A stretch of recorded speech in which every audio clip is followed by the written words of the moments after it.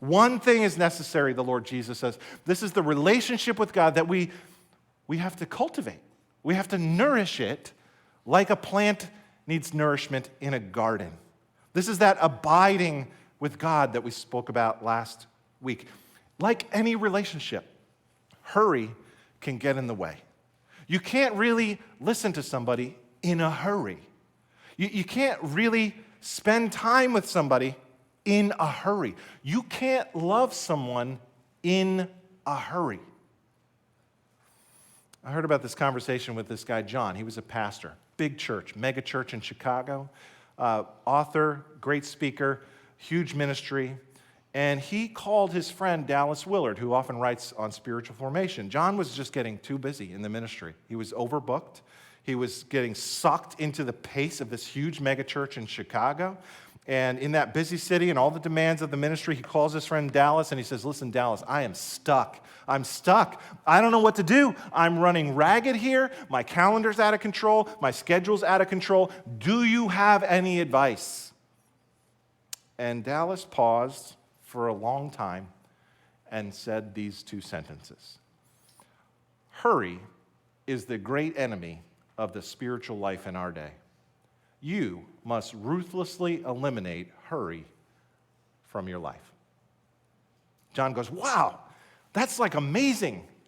That's so wide. Got any more wisdom? What else you got, Dallas? And he goes, no, that's it. You must ruthlessly eliminate hurry from your life.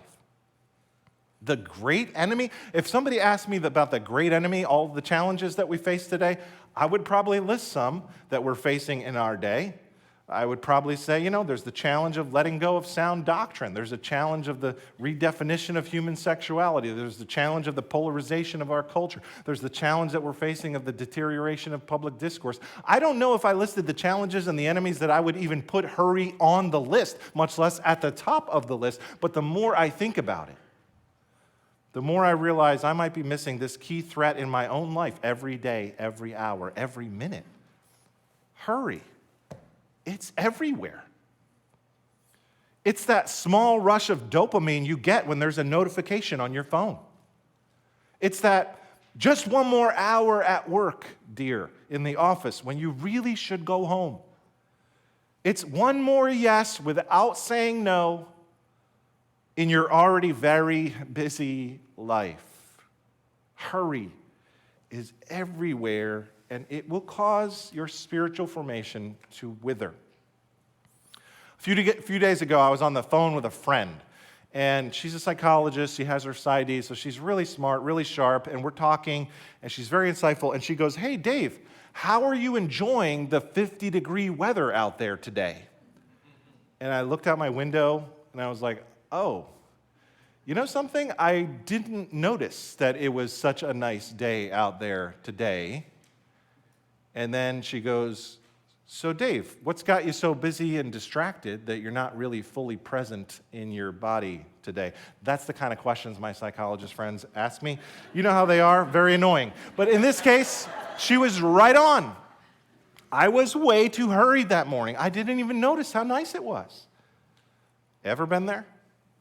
Michael Ziccarelli, a doctor in Pennsylvania, did this study on 20,000 Christians, not a small sample, and he identified busyness as the major distraction to people's life with God, and he described this cycle. I'll put the cycle on the screen. He says it might be the case that first, Christians are assimilating a culture of busyness, hurry, and overload, which leads to, second, God becoming more and more marginalized in the Christian's life, which leads to, third, a deteriorating relationship with God, which leads to, four, Christians becoming even more vulnerable to adopting secular assumptions about how to live, which leads to, five, more conformity to a culture of busyness, hurry, and overload, and then the cycle begins again.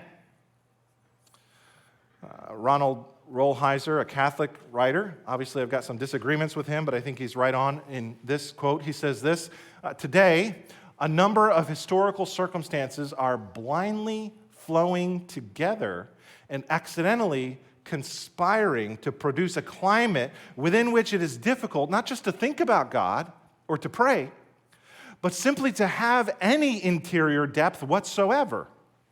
We are distracting ourselves into spiritual oblivion Pathological busyness, distraction, and restlessness are major blocks today within our spiritual lives. And so what he's saying is that the need of the day is for a slowed down spirituality. One of the things about older followers of Jesus is that they move a lot slower. I used to think when I was younger it was because they were old and slow. But what if that's not the reason? What if it's because they are wise? What if they are like that character in the Lord of the Rings trilogy? You remember that forest of tree people called the Ents who are really, really slow, and all the hobbits are getting annoyed with how slow the trees are, and they say, "Why are you so slow?" And one of the Ents, named Treebeard, says this: "You must understand, young hobbit, it takes a long time to say anything in Old Entish, and we never say anything unless it is worth taking a long time to say." Perhaps you and I need that invitation from Treebeard this morning to slow down a bit.